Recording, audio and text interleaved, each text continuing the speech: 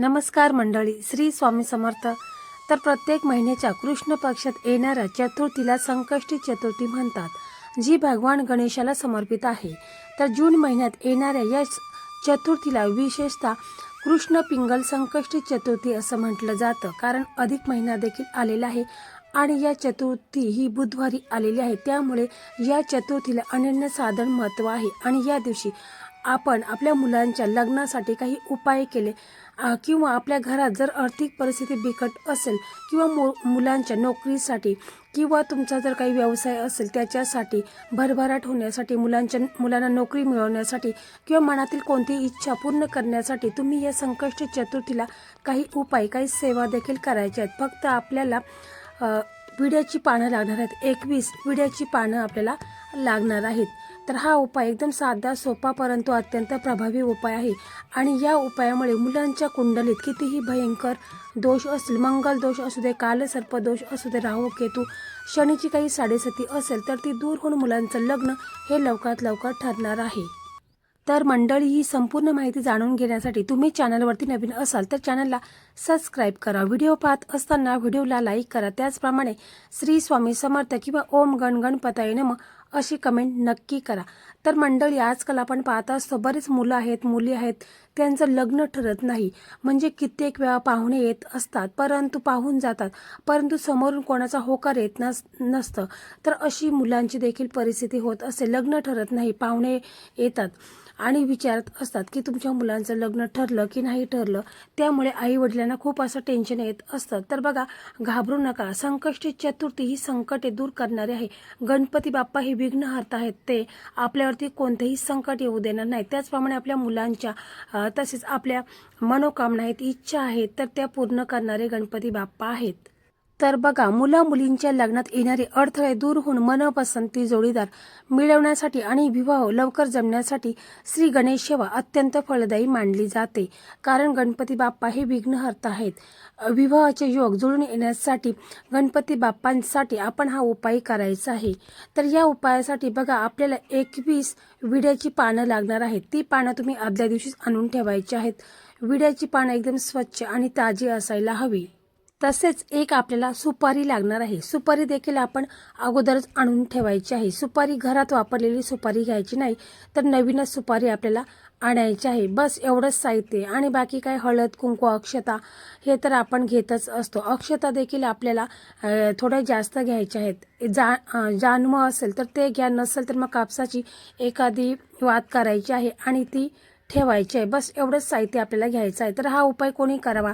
तर हा उपाय स्वतः मुलाने किंवा मुलीने केला तर अतिशय उत्तम आहे. परंतु आजकाल आपण पाहत असतो मुलांना इतका वेळ नसतो, त्यामुळे घरातील कोणत्याही सदस्याने मुलांसाठी हा उपाय केला तर अतिशय उत्तम आहे. मुलाच्या आईने जर हा उपाय केला तर अतिशय उत्तम आहे. तर बघा, हा उपाय एकदम जबरदस्त आणि पॉवरफुल आहे. या उपायामध्ये बऱ्याच मुलांचं आणि मुलींचं देखील लग्न ठरलेलं आहे. तशा मला कॉमेंट आलेल्या आहेत. समजा हा उपाय स्वतः मुलं किंवा मुली करत असेल तर त्यांनी सकाळी लवकर उठायचं आहे आणि आंघोळ करतावेळेस आंघोळीच्या पाण्यामध्ये तुम्हाला थोडंसं अत्तर टाकायचं आहे. थोडीशी चिमूटभर तुम्हाला हळद टाकायची आहे आणि तुरटी असेल तर तिचा थोडासा तुकडा टाकायचा आहे. तर बघा, हे सर्व टाकल्याने मुलांच्या वरती जी काही निगेटिव्हिटी आहे, नकारात्मकता आहे, वाईट दोष आहेत, लोकांची वाईट नजर आहे, तर ती दूर होत असते. म्हणून मुलांनी हे सर्व टाकायचं आहे. आंघोळ करायची आहे. शक्य असेल तर या दिवशी पिवळे किंवा लाल कपडे आवर्जून घालायचे आहे. ते शक्य नसेल तर पिवळा रुमाल किंवा लाल रुमाल तुम्हाला जवळ ठेवायचा आहे. तसेच तुम्हाला बघा, हळद आणि त्याच्यामध्ये थोडंसं अत्तर 2 थेंब टाकायचे आहे. त्याची पेस्ट बनवायची आहे आणि त्याचा टिळा तुम्हाला तुमच्या एक टिळा नाभीला लावायचा आहे, एक टिळा तुमच्या कंठाला लावायचा आहे, एक टिळा तुमच्या कपाळाला लावायचा आहे. यामुळे तुमचा गुरुग्रह आणि शुक्रग्रह हा स्ट्रॉंग होत असतो. कारण हळद ही गुरुग्रहाला स्ट्रॉंग करते आणि जो अत्तर असतो तो शुक्रग्रहाला स्ट्रॉंग करत असतो. आणि कुंडलीमध्ये हे जे 2 ग्रह आहेत, तर हे दोन्ही ग्रह आपल्याला मजबूत करायचे आहेत. त्यामुळे लग्नातील अडथळे हे दूर होत असतात. तसेच बघा, आपण संकष्टी चतुर्थीचा उपवास तुम्हाला धरायचा असेल तर उपवास देखील तुम्ही आवर्जून धरायचा आहे. आणि बघा, गणपती बाप्पा हे विघ्नहर्ता आहेत. संकष्टी चतुर्थी आणि गणपती बाप्पा आणि बुधवार तर असे संयोग जुळून आलेले आहे. बुधवारी देखील संकष्टी चतुर्थी आलेली आहे, त्यामुळे तिला अनन्यसाधारण महत्त्व आहे. तर या दिवशी आपण गणपती बाप्पांसाठी काही उपाय केला, काही सेवा केल्या तर मुलांच्या कुंडलीत किती भयंकर मंगल दोष असेल तर तो दूर होत असतो आणि बुध ग्रह जर कमजोर असेल तर तो देखील दूर होत असतो. म्हणून आपल्याला हा उपाय आवर्जून करायचे आहेत आणि मुलांच्या कुंडलीत कितीही भयंकर दोष असेल ते देखील दूर होणार आहेत. तर समजा हा उपाय स्वतः मुलाची आई किंवा वडील करत असेल तर त्याने देखील सकाळी लवकर उठायचे, आंघोळ करायचे. आंघोळीच्या पाण्यामध्ये तुम्हाला काय करायचं आहे, गोमूत्र थोडंसं टाकायचं किंवा गंगाजल टाकायचं आणि आंघोळ करायची आहे. कारण कोणताही उपाय करत असताना पावित्र्य राखणे हे देखील तितकंच महत्त्वाचं आहे. म्हणून आपण हे सर्व करायचं आहे. यामुळे देखील तुमच्यावर जी काही नकारात्मकता असेल तर ती दूर होत असते. तसेच बघा, आपला देवघर आहे तर देवघरासमोर आपल्याला बसायचं आहे, तुपाचा दिवा लावायचा, अगरबत्ती लावायची आहे. आणि आपल्या देवघरामध्ये जे आपले इष्टदेव आहेत, कुलदैवत आहेत, श्री स्वामी समर्थ महाराज आहेत, गणपती बाप्पा आहेत, तर यांना तुम्हाला अभिषेक करून घ्यायचा आहे. संकष्टी चतुर्थी असल्यामुळे आपल्याला विधिवत आपल्या देवघरातील देवी देवतांची पूजा वगैरे करायची आहे. त्यांना त्यांच्या आवडीच्या वस्तू आहेत, म्हणजे जास्वंदीचं लाल फूल आहे, शमीपत्र आहे, दुर्वाची जुडी आहे, तर ती गणपती बाप्पांना अर्पण करायची आहे. तसेच तुम्हाला दिवसभर उपवास करायचा आहे आणि मनामध्ये ओम गण गणपताय नमः, ओम गण गणपताय नमः हा मंत्र उच्चार तुम्हाला चालू ठेवायचा आहे आणि दिवसभर उपवास करायचा आहे.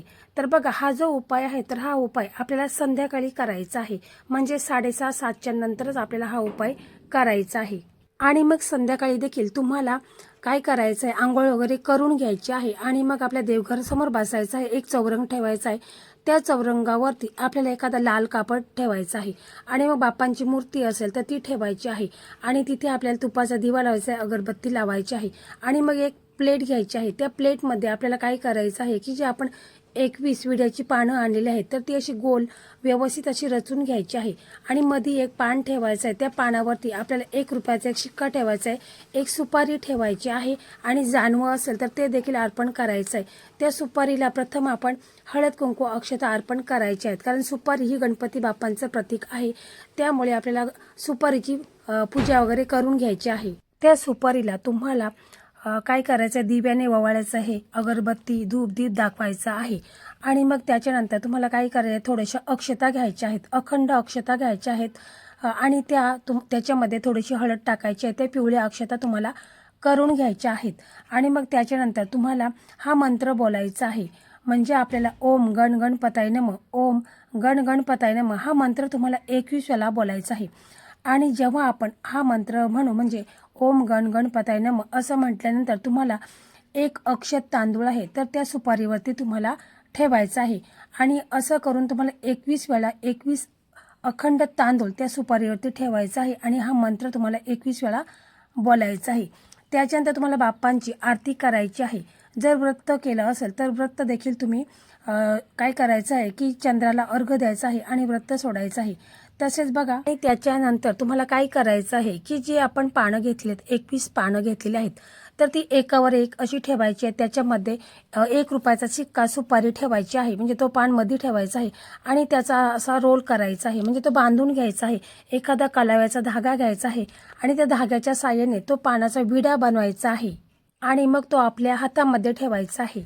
आणि मग आई वडील करत असेल तर त्यांनी बोलायचं आहे की गणपती बाप्पा हे विघ्नहर्ता, माझ्या मुलांच्या लग्नात जे काही विघ्न येत आहेत, काही ना काही प्रॉब्लेम अडचणी येत आहेत, मुलांच्या कुंडलीमध्ये मंगल दोष आहे, राहू केतू कालसर्प दोष आहे, तर हे सर्व दूर होऊन माझ्या मुलांचं लग्न हे लवकरात लवकर व्हावे असं तुम्हाला पूर्ण श्रद्धेने विश्वासाने गणपती बाप्पांना प्रार्थना करायची आहे. किंवा हा जर उपाय स्वतः मुलगा किंवा मुलगी करत असेल तर त्याने देखील अशा प्रकारे हा पानाचा जोडगा हातामध्ये घ्यायचा आहे आणि आपली मनोकामना इच्छा आहे तर ती बोलायची आहे. गणपती बाप्पांना सांगायचं आहे की हे गणपती बाप्पा, जशा तुझ्या डोक्यावर अक्षता पडल्या तशा माझ्याही डोक्यावर अक्षता पडू दे.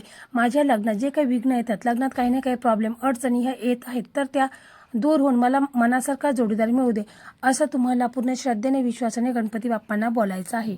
आणि याच्यानंतर तुम्ही गणपती बाप्पांची आरती वगैरे करायची आहे आणि मग तुम्ही उपवास सोडायचा आहे. आणि हा जो पानाचा जुडगा आहे तर तो तुम्हाला रात्रभर तिथे तसाच ठेवून द्यायचा आहे आणि मग दुसऱ्या दिवशी गुरुवार आहे तर गुरुवारच्या दिवशी तुम्हाला सकाळी आंघोळ करायची आहे आणि मग हे जे पानं आहेत तर त्या पाण्यामध्ये सुपारी आहे, थोड्याशा अक्षता असतील आणि जे आपण पिवळ्या केलेल्या अक्षता आहेत त्या देखील आपल्याला काढून घ्यायच्या आहेत, म्हणजे सुपारी काढून घ्यायची आहे, अक्षता काढून घ्यायच्या आहेत आणि फक्त जी पानं आहेत तर ती पानं तुम्हाला काय करायची आहे की गुरुवारच्या दिवशी एखाद्या पिंपळाचं झाड तुमच्या जवळपास कुठे असेल तर त्या पिंपळाच्या झाडाखाली एखादा खड्डा खणायचा आहे, त्याच्यामध्ये हे पुरून द्यायचं आहे. किंवा जर वाहतं पाणी तुमच्या जवळपास कुठे असेल तर त्या वाहत्या पाण्यामध्ये देखील हे पानं आहेत तर ती सोडून द्यायची आहेत.